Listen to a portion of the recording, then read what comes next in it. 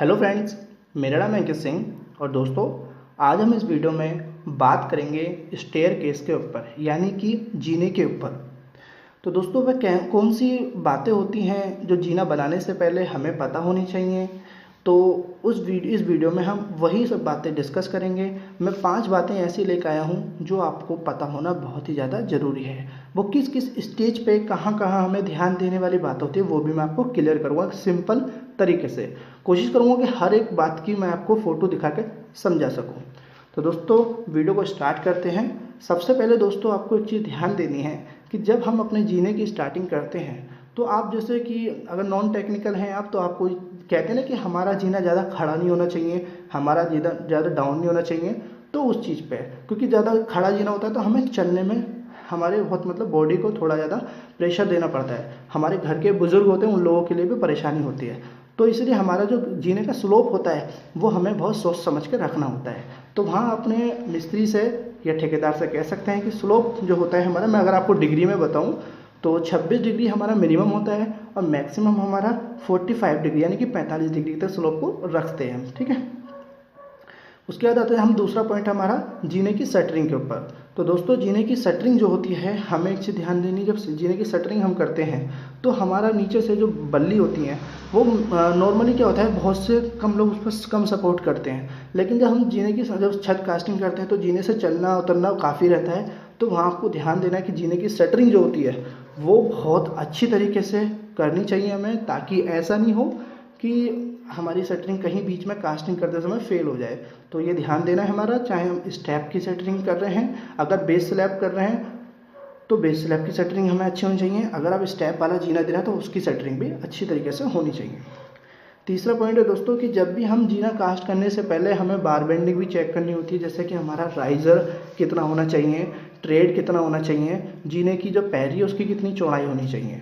तो दोस्तों मैं आपको बताऊं तो जैसे कि राइज़र होता है, राइज़र यानी कि 2 ट्रेड के बीच में, ट्रेड क्या होता है, ट्रेड वो होता है जिस पर हम पैर रखते हैं। तो जिस पर हम पैर रखते हैं उसकी जो हम उसके साइज़ देते हैं वो हम दोस्तों 9 इंची तक दे सकते हैं। और हमारा जो राइज़र होता है, जो राइज़र 2 ट्रेड के बीच में होता है, जो हमारा खड़ा रहता है, खड़ा ऐसा जिस पर हम पैर ऊंचा करके चलते हैं, तो उसकी हम उसे कहते हैं हम राइज़र, और उसकी हम रख सकते हैं हाइट 6 इंची। ठीक है, मिनिमम 6 इंची में रखना होता है। ये हो गया हमारा इसका। अब दोस्तों मैं बात करता हूँ चौथा पॉइंट जो कि बहुत ज़्यादा इंपॉर्टेंट है। चौथा पॉइंट हमेशा ध्यान रखना चाहिए, ये कास्टिंग करते समय, कास्टिंग करने से पहले ही हमें डिसाइड कर लेना है। ठीक है, तो चौथा पॉइंट हमारा यह है कि देखिए दोस्तों जब हम पहली लैंडिंग बना लेते हैं, मतलब मेरी इसके ऊपर ऑलरेडी वीडियो बनी है कि हमें जीना कब कास्ट करना चाहिए, तो आप वहाँ आकर देख सकते हैं। तो मैं आपको बताऊँ जब हम लैंडिंग तैयार करते हैं, अपनी एक लैंडिंग पहले ही बना लेते हैं, जब दूसरी लैंडिंग के लिए तैयार करते हैं हम अपनी दूसरा फ्लाइट तैयार करते हैं जीने के स्लैब के साथ कास्ट करने के लिए, तो वहाँ पे आपको ध्यान देना है कि जो हम दूसरी फ्लाइट तैयार करते हैं तो वहाँ पे जो सरिया निकाल देने चाहिए पहली वाली लैंडिंग में, ताकि हम जो दूसरी लैंडिंग स्टार्ट करें तो उसके सरिये उसमें आपस में हम एंकर करके यानी कि बांध करके बॉन्डिंग बना के एक अच्छी तरीके से सपोर्ट हो जाए। तो बहुत से लोग क्या होते हैं यहाँ भूल जाते हैं ये चीज़ करना, मैंने साइड पर देखा है, तो आप ये चीज़ ध्यान रखें। और ये हो गया हमारा लैंडिंग में एंकर करना, बाउंडिंग करना। अब देखिए ऊपर वाली जो लैंडिंग होती है हमारी फ्लाइट होती है, जो हमारी जो पहले दूसरी लैंडिंग हमारी छत में जो मिल जाती है, जो हमारी इस फ्लाइट की सरिया जा रही है, तो वो हमें वहाँ कितनी लंबी सरिया ऐसी देनी है जो कि छत में हमें बांधनी है। तो दोस्तों आप ध्यान रखना, जहाँ हमारी फ्लाइट ख़त्म हो रही है वहाँ से आगे जो स्लैब में हमें सरिया लैपिंग करनी है, उसके हमें सरिये का 50 गुना लैपिंग करना है, यानी कि 50D लैपिंग करनी है। यानी कि जो हमारी सरिया नीचे से जीने से आ रही थी, अगर हम छत वाली सरिया में जोड़ते हैं तो 50 गुना, यानी कि 12 mm की सरिया है तो सरिये का 50 गुना यानी कि 600 mm, यानी कि 2 फीट हमें सरिया बांधनी है। तो ये चीज़ ध्यान रखें, यहाँ पर बहुत ज़्यादा गलती होती है, इससे हमारे जीने को अच्छी तरीके से सपोर्ट मिल जाती है। ठीक है दोस्तों, और हो सके तो आप अगर फ्लाइट खत्म होते हैं जीने पर अगर हिडन बीम दे सकते हैं तो दे सकते हैं। अब देखिए मैं बात करता हूँ डीशटरिंग टाइम की। तो डीशटरिंग टाइम भी बहुत ज़रूरी है, जो हमें पता होना चाहिए कि हमारे जीने कास्टिंग करने के बाद कितने दिन बाद हमें अपनी शटरिंग हटानी है, तो वो चीज़ भी आपको पता होना बहुत ज़रूरी है।